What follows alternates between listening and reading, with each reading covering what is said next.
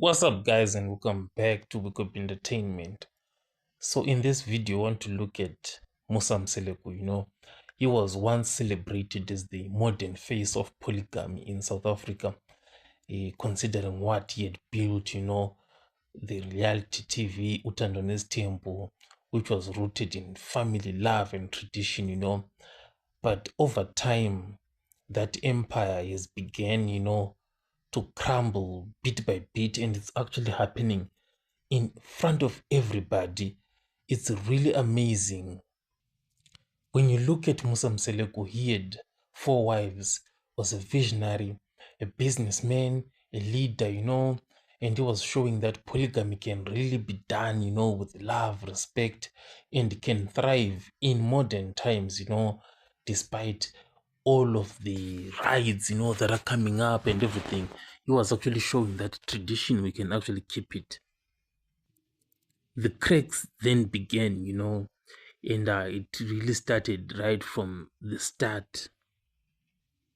Mangwawe, Mayeni, they are distancing themselves. They are like pulling away the conversations. It's all about arguing. That love is no longer there. The disagreements are frequent. Even Macele, who was once the peacemaker, at least in my eyes, is just tired body language wise. So this downfall, for Musa Mseleku, it's really heartbreaking. And a solution that I can actually come up with for Musa Mseleku is for him to actually stop Utandones Tembo.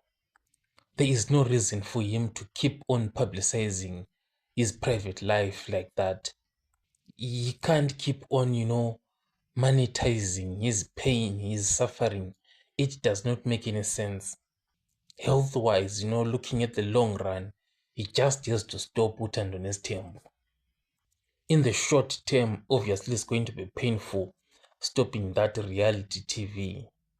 But what he is going to get by stopping the reality TV is just priceless.